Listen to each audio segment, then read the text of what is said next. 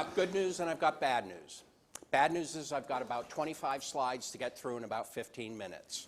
So I think we may exceed 15 minutes, but everybody's going to flag me down when things get going through. The other thing is, I'd like to thank all of you for coming to Swine Day and supporting our program. Whenever like a sports figure or someone gets up and are interviewed on TV, they always say, thank you very much. I couldn't do this without the support of our family. And that's where you guys are. We couldn't do what we do without the support of our family. And so we really appreciate all the work and all the help that you guys come back every year for Swine Day. The grad students who do all the work, when we say we did work, they did the work. And so I think it's fantastic and appreciate all the support from administration down, the pork board, all the producers, all the allied industries. I won't get into things, but I really appreciate that, and on behalf of all of us, we really do. The other thing is we're streaming Swine Day live into the other room. And so I'm going to go over there and see how I look when I give a presentation. I'm going to talk a little bit about soybean meal distillers, some of the research Aniki and Johnson have been working on, some of the other students as well.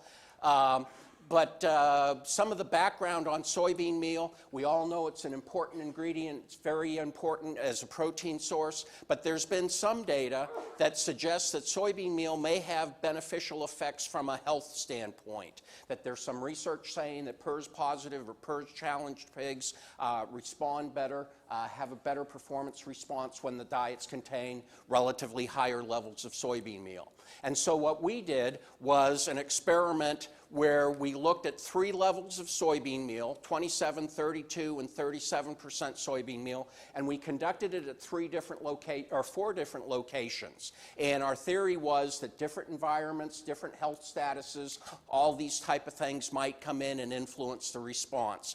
And as we look at average daily gain, we saw no difference with increasing soybean meal levels. In one study, we saw a little bit of a decrease in average daily gain. Not sure why that happened, but no real differences among the 4 locations. And there were also no difference in fallout pigs or cull pigs or mortality. So kind of defeated the purpose or proved that there wasn't very much of a response from a health status to high levels of soybean meal.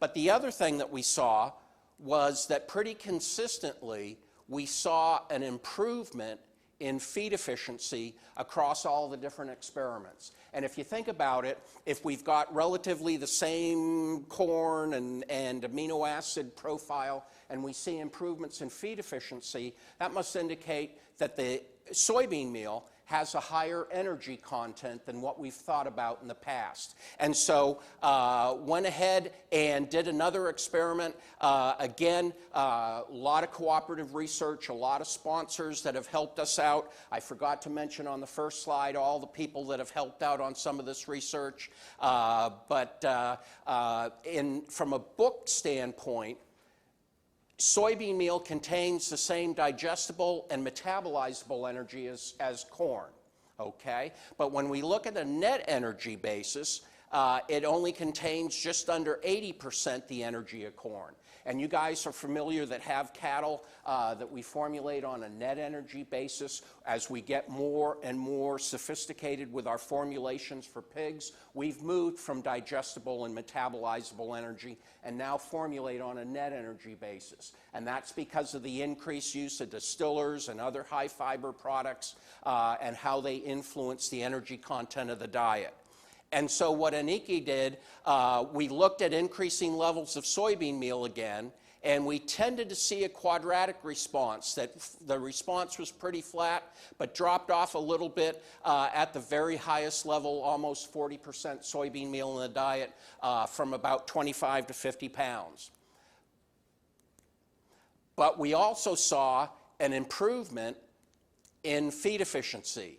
And as we'd expect, if soybean meal has higher levels of energy, these guys didn't read the protocol. They should have been a little bit better in feed efficiency. We saw, again, more quadratic response, but again indicates that soybean meal may have more energy than what we've pegged it in the past. And so when we look at things on a caloric efficiency, how many calories it takes to put on a pound of gain. Okay, and if you think about it, the number of calories required to put on a pound of gain should be the same.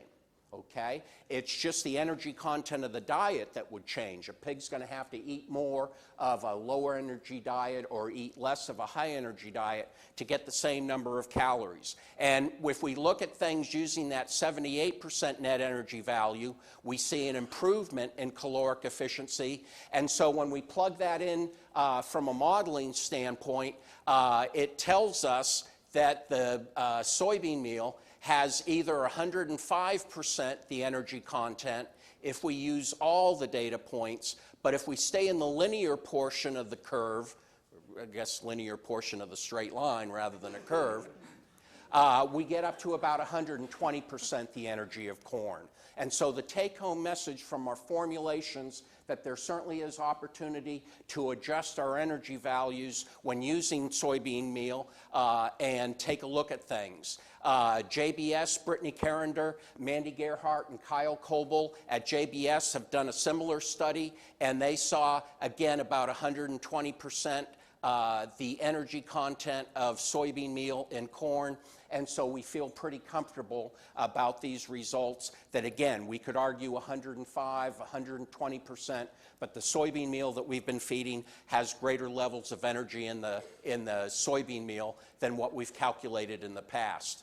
The other thing that we've been evaluating are different distiller sources. As ethanol production advances, fractionation, taking out fiber, taking out oil, all this has to do with the nutrient value of distillers. And we've been fortunate to evaluate a high-protein distillers in some of our experiments. And to take a look at last year, again, we looked at average daily gain of increasing high-protein distillers and saw a linear decrease up to 10%, worked out pretty good. But then we saw a decrease as we increased the distillers up to 40% of the diet.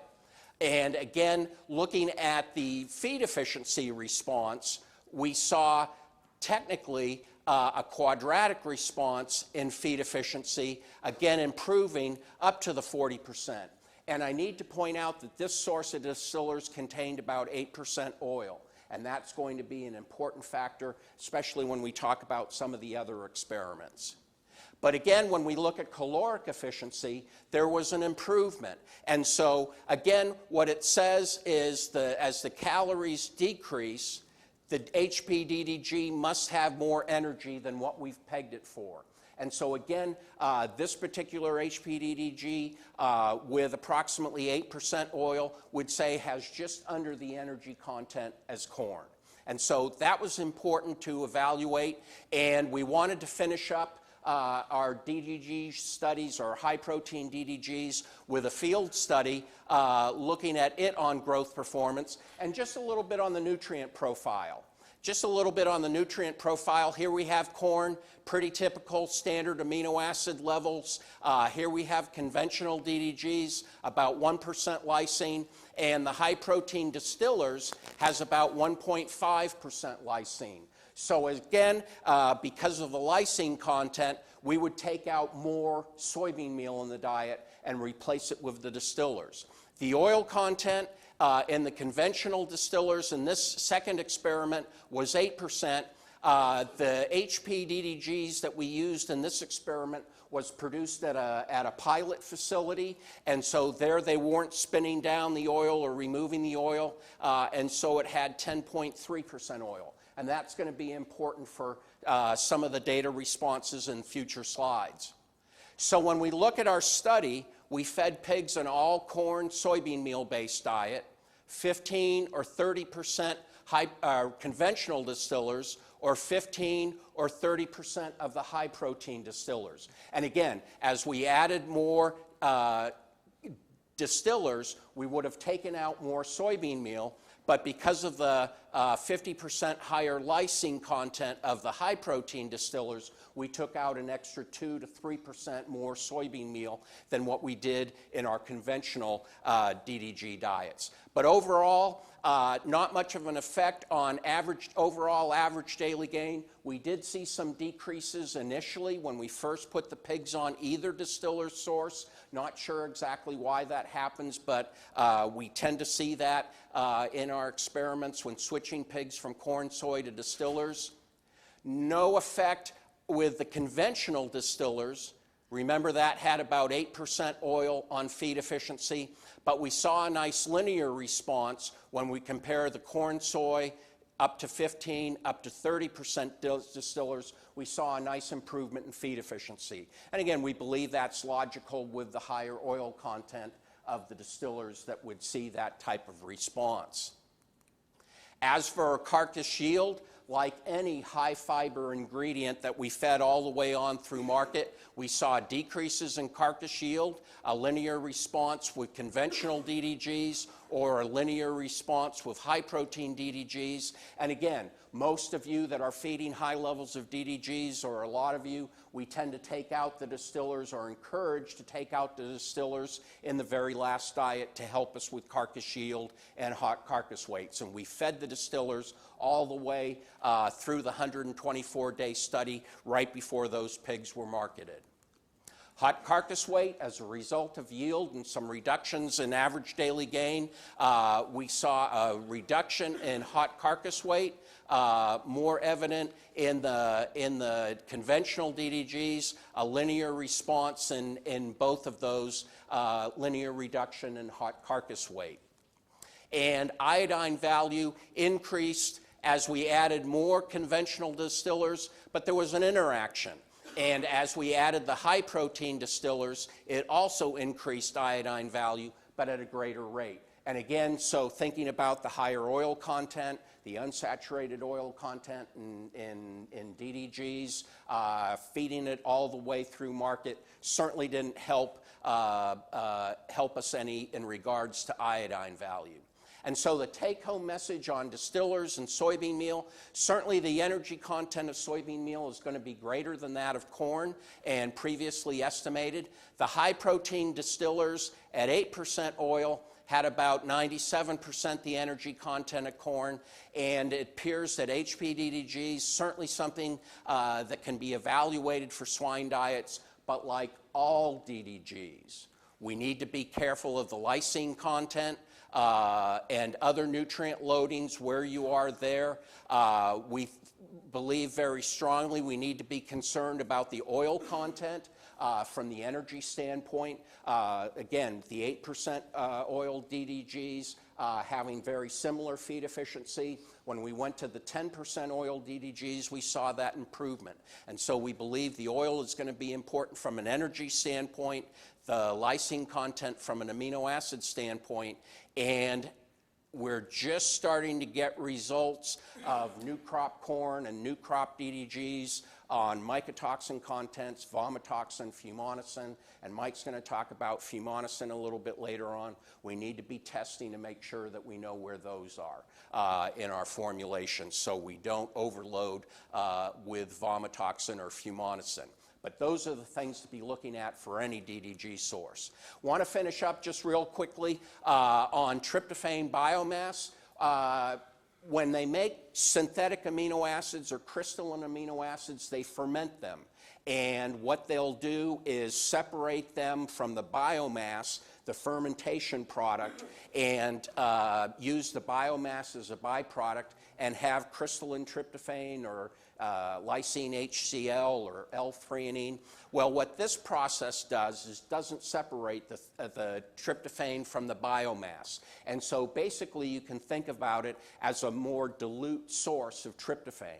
And hopefully, based on the content of tryptophan versus crystalline tryptophan, may offer some economic alternatives in terms of formulation. But Maddie Wensley conducted this study where we fed a ratio of 16% tryptophan relative to lysine, 21% tryptophan relative to lysine with crystalline tryptophan, and saw a really nice response, as we'd expect. When we bumped up to 21% tryptophan to lysine in using the biomass, we saw, again, a really nice response indicating its effectiveness as a tryptophan source. And one thing we don't know exactly about is why it decreased when we went to 23% tryptophan to lysine ratio. Whether that was too much tryptophan to begin with, or whether that's maybe some components in the biomass that when we feed very high levels may be something to be concerned about, but certainly opportunities to take a look at different sources of amino acids.